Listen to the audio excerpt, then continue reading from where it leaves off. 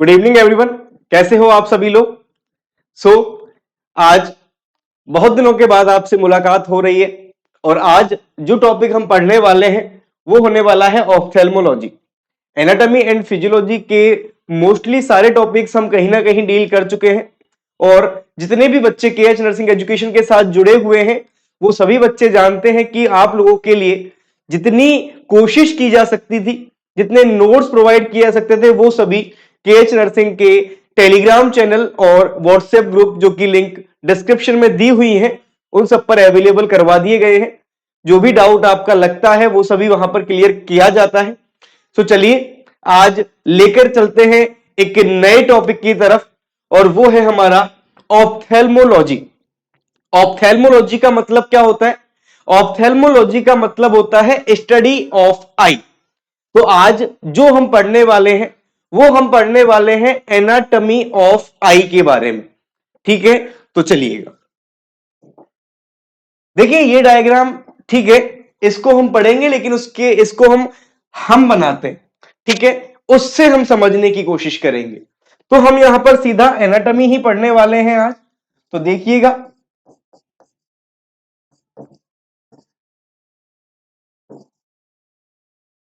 हम पढ़ने वाले हैं ऑप्थेल्मोलॉजी।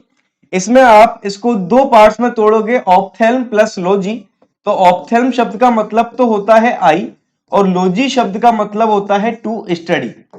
इस तरह से मेडिकल साइंस की वो ब्रांच जिसके अंदर हम आई की स्ट्रक्चर का, फंक्शन का, ट्रीटमेंट्स का, डायग्नोसिस का अध्ययन किया करते हैं, स्टडी किया करते हैं, वो ब्रांच कौन सी है? ऑप्थेल्मोलॉजी। और अब हम बात करेंगे कि सर ये जो आई है ये आई किन कौन कौन सी स्ट्रक्चर्स से मिलकर बनी हुई होती है। हमारी जो ये आई बॉल है ये कौन सी स्ट्रक्चर्स, कौन कौन से पार्ट मिलकर आई का निर्माण करते हैं। इसके इर्द गिर्द की चीजों की बातें हम आज नहीं कर रहे हैं, हम सीधा हमारे मेन टॉपिक पर आ रहे हैं, स्ट्रक्चर ऑफ आई। तो इसमें अगर आप देखोगे तो इसके अंदर मेन स्ट्रक्चर,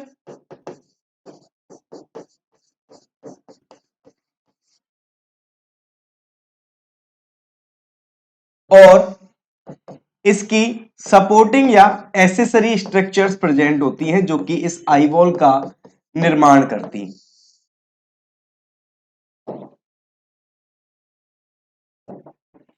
इस मेन स्ट्रक्चर के अंदर आप देखोगे तो आई के अंदर तीन लेयर्स पाई जाती हैं। आउटर लेयर, या फिर आप इस तरह से इसको बोलो कि यहां पर इसके तीन पार्ट हैं, तीन पार्ट से मिलकर बनी होती है, तीन लेयर ही आप इसको बोल लीजिएगा। जैसे आउटर लेयर, मिडिल लेयर और इनर लेयर। इसी तरह से पढ़ लेते हैं। ठीक है, इसके आउटर लेयर को बनाने का काम कौन करेगा? कॉर्निया और स्क्लेरा। और इस जो आउटर लेयर है इसी को हम क्या बोलते हैं? फाइब्रस कोट भी हम इसको बोलते हैं। सॉरी, इसको हम क्या बोलते हैं? फाइब्रस कोट भी हम इसको बोलते हैं। और ये जो आउटर लेयर है ये किस किस से मिलकर बनी होती है? कॉर्निया और स्क्लेरा से। कॉर्निया और स्क्लेरा से। यहां पर आप सिर्फ इनको देखिएगा, इसके बाद जब स्ट्रक्चर बनाएंगे तब आपको ये अच्छे से समझ आ जाएंगे। देखो ये जो इसकी मिडल लेयर है इसको हम बोलते हैं यूवियल ट्रैक्ट। क्या बोलते हैं? Uveal tract. ये हाईली वेस्कुलर होती है, ये हाईली वेस्कुलर होती है। और इसके अंदर कौन कौन से पार्ट्स प्रेजेंट होते हैं? सर आइरिस प्रेजेंट होता है, कोरोइड प्रेजेंट होता है और सीलियरी बॉडी यहां पर प्रेजेंट है। जबकि इनर लेयर, इस इनर लेयर को हम क्या बोलेंगे? रेटाइना। इसकी कितनी लेयर? कि सर इसकी दो लेयर होती हैं, एक तो होती है पिगमेंटेड लेयर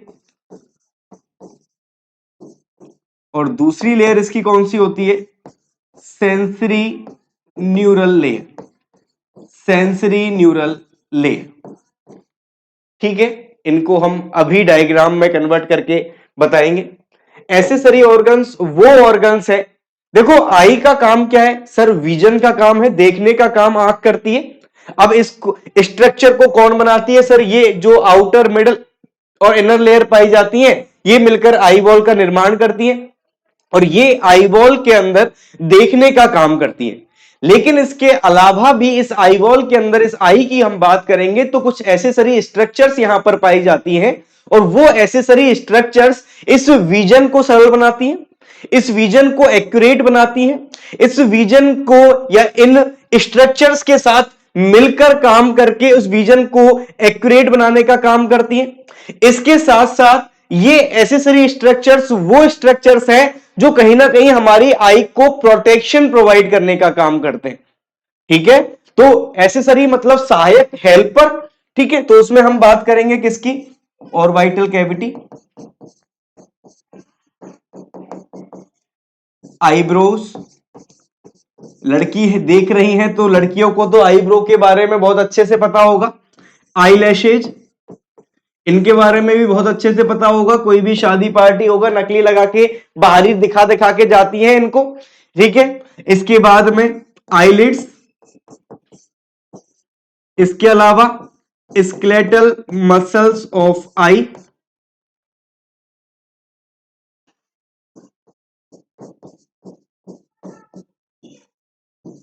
इसके अलावा कंजक्टाइवा और इसके अलावा लैक्राइमल एपरेटस।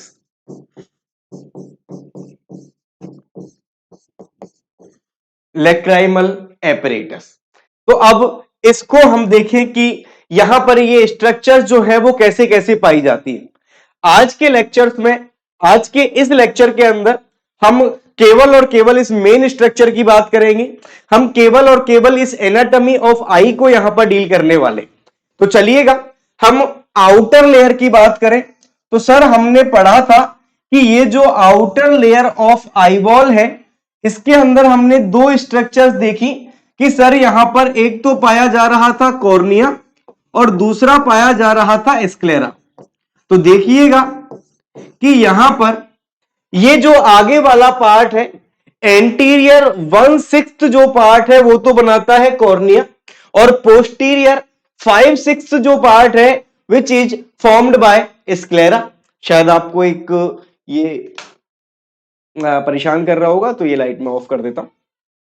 तो देखिए अब अगर इसको आप हमारी आंख में देखना चाहोगे तो ये जो ब्लैक वाला पोर्शन आपको दिख रहा है ये तो कौन सा है, कॉर्निया। और ये जो पूरा व्हाइट वाला पोर्शन दिख रहा है ये कौन सा है, स्क्लेरा। और देखिए ये कॉर्निया और स्क्लेरा जिस पॉइंट पर मिलते हैं मतलब कॉर्नियो स्क्लेरल जंक्शन बनाएंगे, इस पॉइंट को हम क्या बोलते हैं, लिम्बस। इस पॉइंट को हम क्या बोलते हैं, लिम्बस। अब ये हो गई आउटर लेयर जिसके अंदर हम कॉर्निया और स्क्लेरा को देख चुके हैं। अब हम बात करेंगे मिडिल लेयर के अंदर, और मिडिल लेयर के अंदर हमने क्या पढ़ा कि सर यहां पर तीन स्ट्रक्चर से मिलकर यह बना होता है iris, ciliary body and choroid. तो देखिए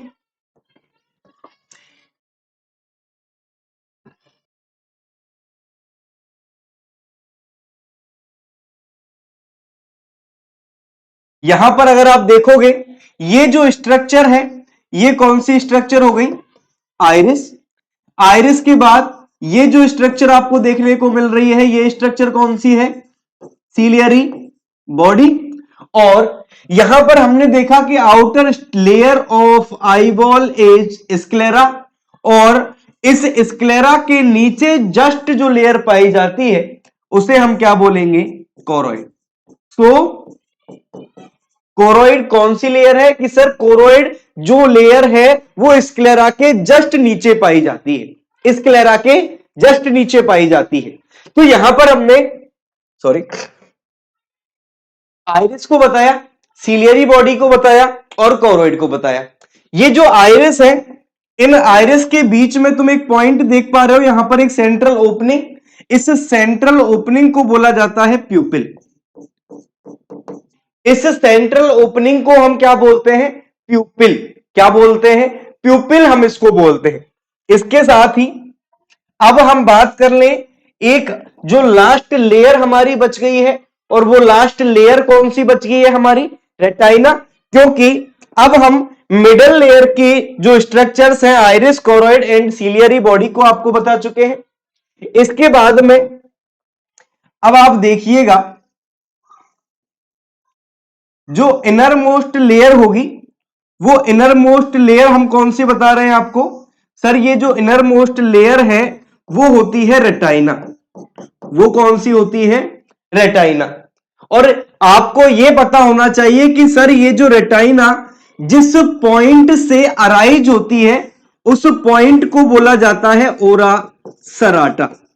ओरा सराटा ये कौन सा पॉइंट है? ये कहां से बन रहा है कि सर ये जो सीलियरी बॉडी और कोरोइड का जो जंक्शन है उस पॉइंट को हम बोलते हैं ओरा सराटा। और ये जो retina which is the inner most layer of eye wall, यहां जो कहां से अराइज होगी? ओरिजिन ऑफ रेटाइना इज ओरा सराटा। ओरा सराटा। और उसके बाद तो पूरे पोस्टीरियर पार्ट को कवर करता ही। ठीक है, इसके साथ ही ये जो सीलियरी बॉडी है, इस सीलियरी बॉडी के अंदर सीलियरी प्रोसेस पाए जाते हैं और यहां पर ये कुछ लिगामेंट्स प्रेजेंट होते हैं। ये कुछ लिगामेंट्स प्रेजेंट होते हैं। इन लिगामेंट को हम बोलते हैं सस्पेंसरी लिगामेंट। इन लिगामेंट्स को हम क्या बोलते हैं? Suspensory ligaments. और ये सस्पेंसरी लिगामेंट्स क्या करते हैं? सर ये सस्पेंसरी लिगामेंट्स इस लेंस को होल्ड करके रखने का काम करते हैं। आप यहां पर देखिए कि ये कौन सी स्ट्रक्चर है? सर ये है सस्पेंसरी लिगामेंट्स। और ये सस्पेंसरी लिगामेंट्स क्या काम कर रहे हैं कि ये सस्पेंसरी लिगामेंट्स इस लेंस को होल्ड करके रखने का काम करते हैं, पकड़ के रखने का काम करते हैं। इसके साथ ही आप जब इस रेटाइना को देखोगे, आप जब इस रेटाइना को देखोगे तो आप देखोगे कि रेटाइना लेंस के पीछे एक डिप्रेस्ड पार्ट बनाती है। इसे हम बोलते हैं मैक्यूला ल्यूटिया। इस पार्ट को हम क्या बोलते हैं? मैक्यूला ल्यूटिया हम इसे बोलते हैं। और इस मैक्यूला ल्यूटिया के अंदर भी 0.5 mm का एक डिप्रेस्ड पार्ट पाया जाता है। इसे हम बोलते हैं फोविया सेंट्रलिस। इस पार्ट को हम क्या बोलते हैं? Fovea centralis. तो रेटाइना लेयर के अंदर हम देखेंगे लेंस के पीछे एक डिप्रेस्ड एरिया पाया जाता है जो कि येलोइश एरिया होता है, येलो स्पॉट जिसको बोला जाता है। ये इसे हम क्या बोलते हैं? Macula lutea. और मैक्यूला ल्यूटिया के अंदर भी एक डिप्रेस्ड पार्ट होता है, उसे हम क्या बोलते हैं? Fovea centralis. Fovea centralis. अब यहां पर आप देखोगे तो ये वाला पोर्शन ये हो गया ऑप्टिक डिस्क। ये कौन सा एरिया हो गया? ऑप्टिक डिस्क वाला एरिया हो गया। और ये जो ऑप्टिक डिस्क वाला एरिया है इसको हम बोलते हैं ब्लाइंड स्पॉट। Blind spot. इसके अंदर road and cone cells absent होती हैं। सर ये रोड एंड कोन सेल्स क्या है? आगे जैसे जैसे बढ़ते चलेंगे बताते चलेंगे। ये फोटो रिसेप्टर्स है जो कि विजन में हेल्प करते हैं। ये नहीं होंगे तो विजन नहीं होगा, और ऑप्टिक डिस्क के अंदर ये नहीं होते हैं, इसलिए यहां पर कोई इमेज नहीं बनती है और इसी वजह से इसको ब्लाइंड स्पॉट बोला जाता है। आप लोग इतना तो जानते होंगे कि जो इमेज जो लाइट रेज आती है वो लाइट रेज आकर फोकस कहां होती है? रेटाइनल लेयर पर। रेटाइनल लेयर पर। क्यों? क्योंकि ये रेटाइनल लेयर पर ही क्या होता है? इमेज का फॉर्मेशन होता है। इमेज का फॉर्मेशन होता है। और ये जो मैक्यूला ल्यूटिया और ऑप्टिक डिस्क है ना, मैक्यूला ल्यूटिया और ऑप्टिक डिस्क है ना,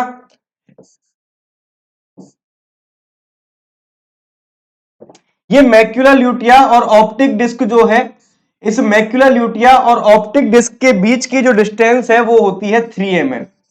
कितनी होती है? 3 mm। कितनी होती है? 3 mm। ये जो लेंस है, सॉरी, ये कॉर्निया की अगर हम डायमीटर की बात करें ये होता है 12 mm का। कितने का?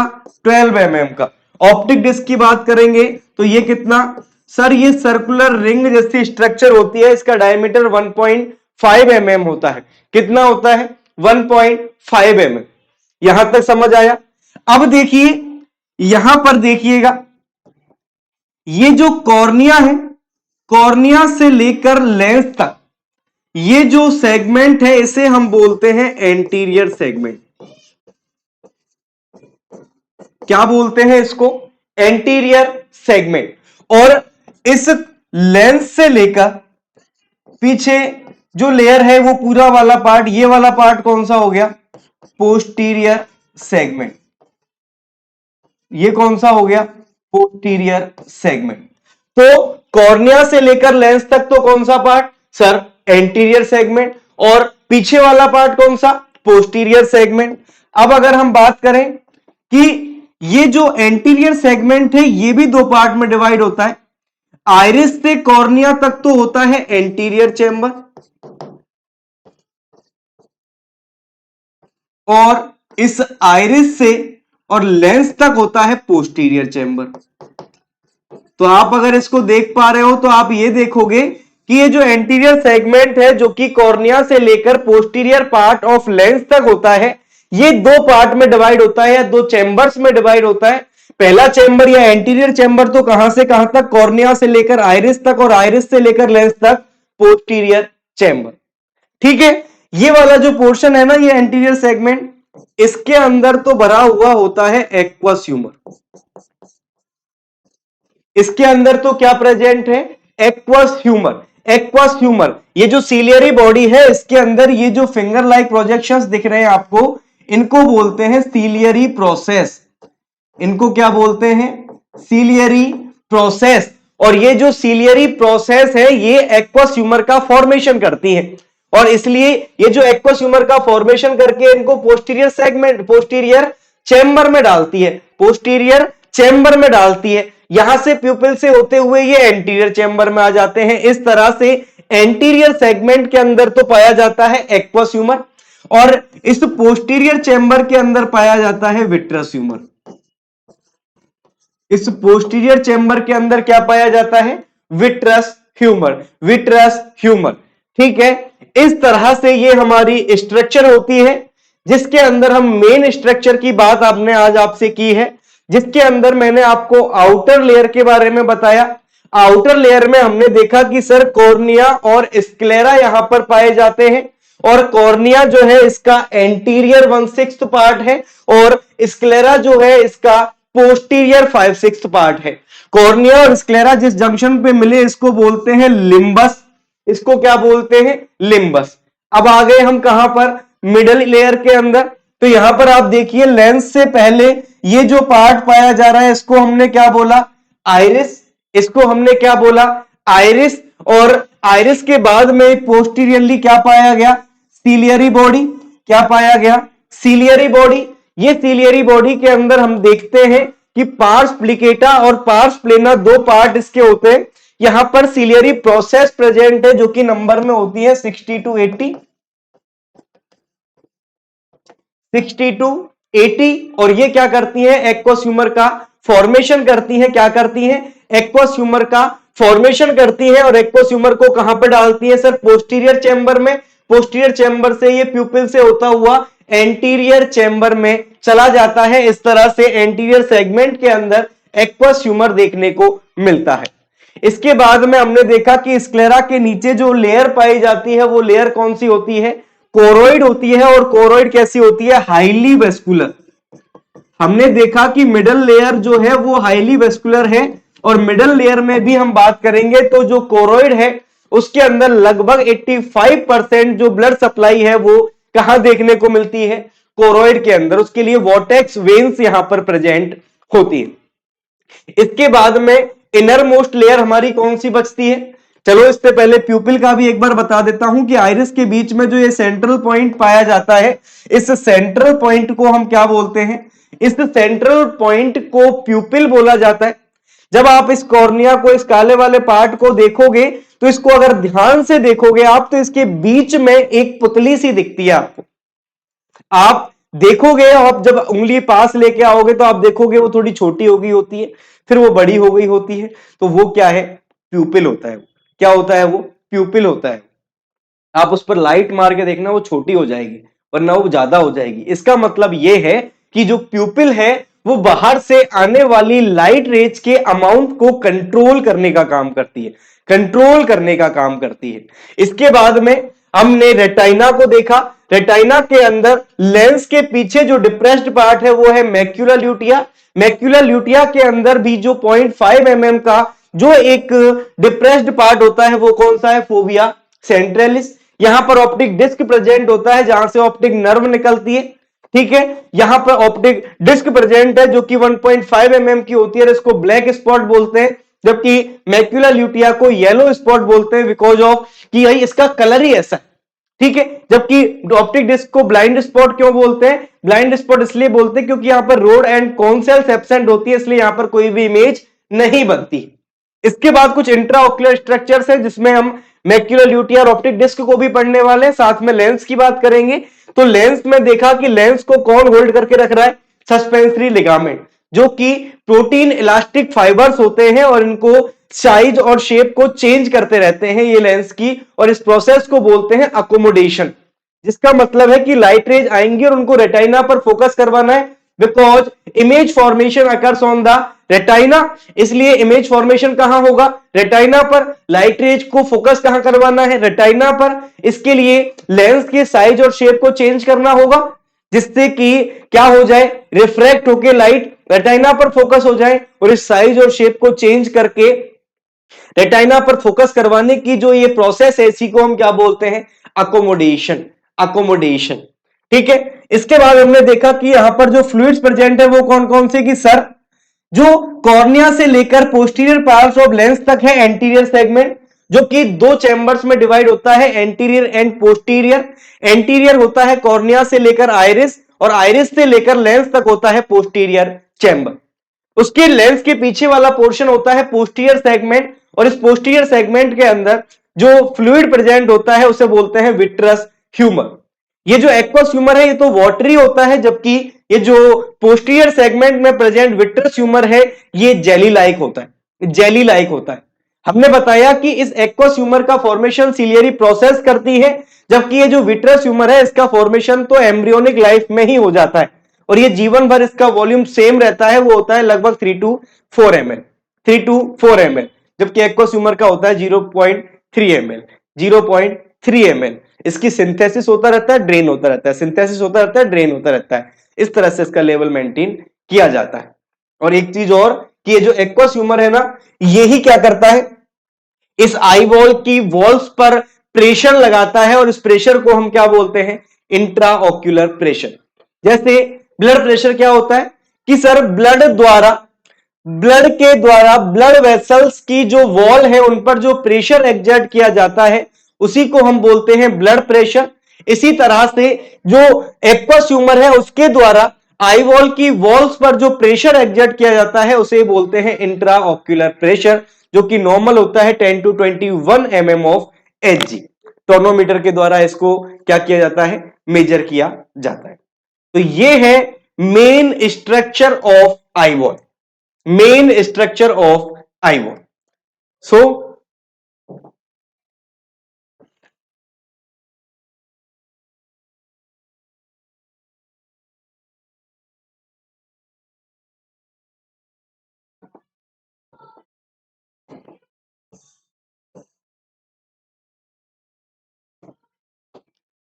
चलिएगा, ये हमने आज जो पढ़ा है वो पढ़ा है स्ट्रक्चर ऑफ आई वॉल, जिसके अंदर main structure of eye wall आपको यहां पर एक्सप्लेन की है विद ए डायग्राम। आप चाहो तो उस डायग्राम को देख सकते हो जो कि हमने सबसे पहले देखा था, और इस डायग्राम को देखते हुए हमने जो पढ़ाया है उसको आप समझ सकते हो, ठीक है। तो आशा करते हैं कि आपको यह समझ आया होगा। आप लोगों को आपके आने वाली एग्जाम के लिए बहुत बहुत बधाई, शुभकामनाएं, और अच्छे से पढ़ते रहिए। ये आपकी नींव है, इस नींव को मजबूत करते रखिएगा और आगे बढ़ते रहिएगा। जो भी हेल्प लगे उसके लिए हम तैयार हैं आपको हेल्प करने के लिए, और आप डिस्क्रिप्शन में हमारे ग्रुप्स की लिंक आपको दी हुई है, आप उनको ऐड कर सकते हो, उनमें सम्मिलित हो सकते हो KH नर्सिंग फैमिली के साथ। और आपको ये समझ आया होगा, आपको ये बेनिफिशियल लगेगा, अच्छी लगी हो तो इसको शेयर और सब्सक्राइब भी कर दीजिएगा। Thank you.